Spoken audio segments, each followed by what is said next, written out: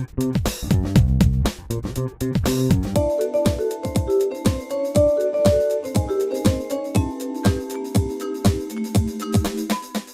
niveau de la réforme de collecte, nous en sommes que l'année 2013 sera une année de test. Ça veut dire que les 6 mois de test de l'année 2012 ont été prorogés sur l'année 2013, parce que manifestement nous n'étions pas prêts, aussi bien au niveau technique que financier, à mettre en place la redevance en termes de paiement. Mais en termes de collecte, bien sûr qu'elle est en place, et ça permet de régler différents critères qui n'étaient pas en 31-12. À partir du moment où on a décidé de mettre ça en place au 1er juillet 2012, on a enchaîné 22 réunions publiques entre avril et juin. Et au fur et à mesure que le projet initial tel qu'il était écrit, j'ai bien écouté, entendu les remarques, les observations, aussi les critiques constructives aussi, hein, naturellement. Et puis le projet a été évolué et à un moment donné, vers le mois d'octobre, je me suis aperçu que nous ne serions pas prêts pour une tarification juste et équitable. C'est de ça qu'il s'agit en fait, au 1er janvier 2013. C'est pourquoi j'ai proposé à mes élus, à mes collègues de proroger cette phase test. Mais c'est vrai que indépendamment du travail administratif et financier qui nous restait et qui nous reste encore à faire, un paramètre que je n'avais pas tout à fait envisagé d'une telle ampleur, c'est l'incivisme d'une partie de la population que je regrette, que je condamne, que je trouve vraiment manque de respect aussi bien pour l'environnement qu'aussi bien pour les gens qui sont appelés à ramasser ce que les uns et les autres veulent déposer ici ou là alors que tout est mis. Et toutes les collectivités devront y passer, de gré ou de force, à plus ou moins long terme, et la loi doit être mise en œuvre au 1er janvier 2014. Donc nous serons prêts. On collecte des indices, des adresses, des noms, donc il y a des courriers qui sont envoyés, des procès-verbaux qui sont dressés, des lettres au procureur de la République qui sont envoyées. Il y a tout un cheminement, il faut du temps, et la première amende, le premier niveau, c'est 1 500 € dès lors que le procureur de la République ira au bout de la démarche. Donc voilà, donc si vous voulez, mais c'est très long, il faut du temps, donc il faut que les gens sachent que de toute façon, la commune ne baissera pas, ne lâchera pas les trains, on ira jusqu'au bout. On repousse la facturation incitative, mais on ne repousse pas le principe de la redevance incitative. Les bacs sont là, ils sont équipés de puces, c'est comptabilisé.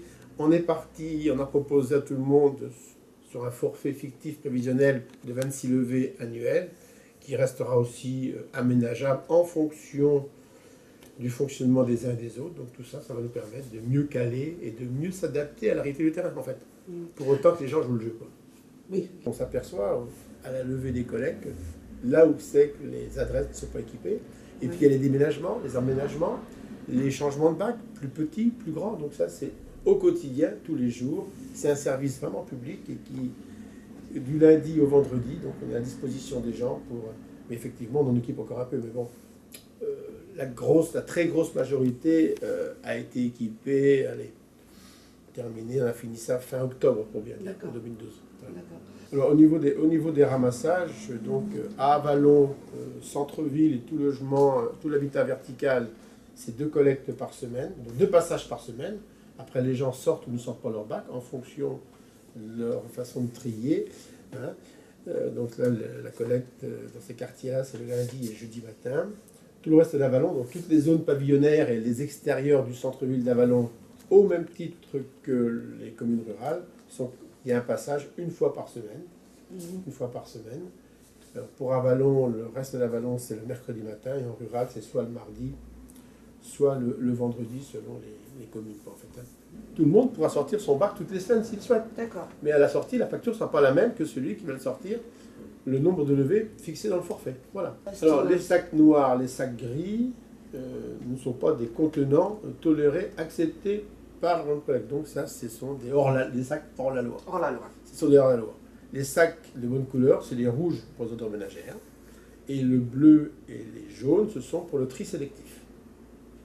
Voilà. Donc on a mis en place le tri sélectif sur une partie de la ville d'Avallon en 2012. Là, on termine d'équiper la ville d'Avallon en totalité, y compris tous ses hameaux, pour une collecte porte-à-porte qui va débuter début mars.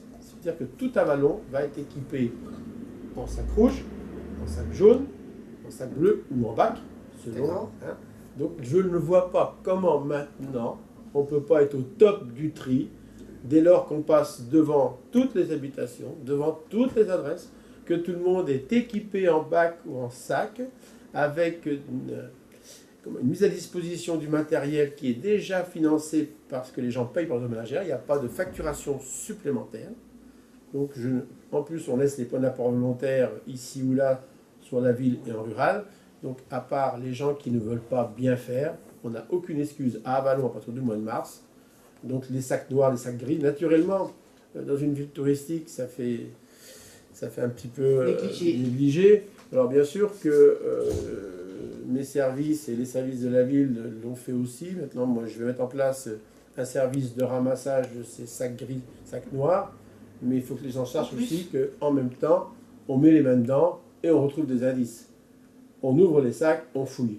Et on trouve toujours un papier, une adresse, un truc qui va bien. Toujours. Voilà. Et ça, on ne lâchera pas non plus, quoi. Ouais. Mais je sais pas, mais si les gens vont écouter votre reportage, franchement, ceux qui n'ont pas les sacs adéquats, qui viennent ici, on leur fournit les sacs, ils ne les payent pas, ils les payent déjà, ils ne payent pas 2 fois, on leur donne, quoi. Alors donc voilà. Les sacs ou bacs font partie de la facturation.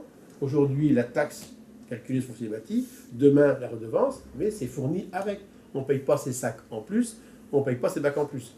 Alors maintenant, lorsque, si j'entre un peu dans le détail, si moi j'ai choisi, par exemple, d'avoir recours à un bac, et si je veux avoir des sacs en plus, le jour que j'ai une surproduction de déchets parce que j'ai une fête chez moi, par contre là, comme c'est pas compris dans mon forfait, je viens acheter des sacs en régie. Mais dans le forfait de base, j'ai dit, moi je veux avoir 3 rouleaux de sacs ou je veux un bac de 120 litres, c'est compris dans la facture, on ne paye pas en plus. Encore faut-il se déplacer, venir les chercher. Et c'est la même chose pour les sacs ou bacs bleus, pour les sacs ou bacs jaunes. C'est la même chose. Il suffit de venir les chercher. Et en termes de tri sélectif, bac bleu ou jaune, sac bleu ou jaune, naturellement, plus on le sort, moins on risque de sortir sa poubelle rouge sur laquelle on est facturé. Plus on trie, on n'est pas parce que vous avez sorti votre bac bleu ou bac jaune, sortez-les toutes les semaines, vous n'allez pas être facturé en plus. Parce que ça veut dire que vous triez bien. On ne va pas sanctionner ceux qui trient bien. En plus, on a quand même permis aux gens, pour ceux qui le peuvent naturellement, sur un balcon, une terrasse, on a du mal, mais ceux qui le veulent, d'acquérir des composteurs individuels pour faire du compost chez soi dans son jardin. La collectivité achète et les cède aux usagers à hauteur de 12 €. Ah oui. C'est symbolique. Donc on en a distribué quand même 370 l'année dernière. Là, on en a 130 en commande. Alors tout ce qu'on met dans le composteur, tout ce qu'on met dans le bac bleu, dans le bac jaune, on ne le met pas dans le bac rouge. Et on diminue son volume. Voilà. C'est pas plus compliqué que ça. Mais il faut un peu de bon sens, de la bonne volonté, du civisme. D'abord, la fréquentation. Quand on constate ceux qui allaient sur la déchetterie le dimanche matin, 2 tiers des passages des retraités, les élus, les entreprises. Bon. Et puis, avec le fait de la mise en place d'une collecte d'ordures ménagères surveillée avec l'ordonnance stative, les gens se sont quand même mis à trier, quand même. Ils ne triaient pas. D'où des bennes qui étaient saturées dès le samedi midi. Hein. Donc, une fois que les bennes sont pleines. Les prestataires ne travaillent pas le samedi, ne vident pas les bennes le samedi.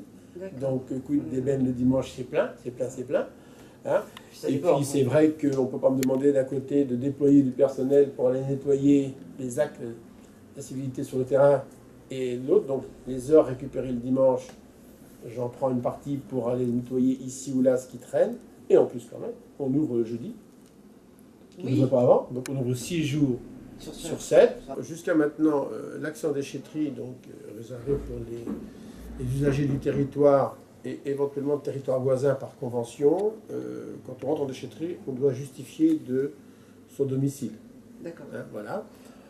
C'est une habitude qui s'est un peu perdue dans le temps, et en termes de contrôle, on n'était pas très bien. Donc il a fallu, dans un premier temps, notre idée c'est d'avoir une carte magnétisée, une barrière automatique, je mets ma carte, ça enregistre, pof, je mets dedans, la barrière se lève, je rentre, terminé.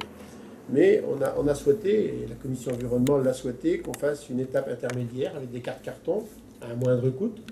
Et puis derrière, on met une croix sur le passage. Parce qu'on s'est aperçu également que des gens, c'était leur sortie pas quotidienne, pas quotidienne, mais pas loin, venaient à la déchetterie avec quasiment rien dans la voiture. Ça prend de la place sur la plateforme.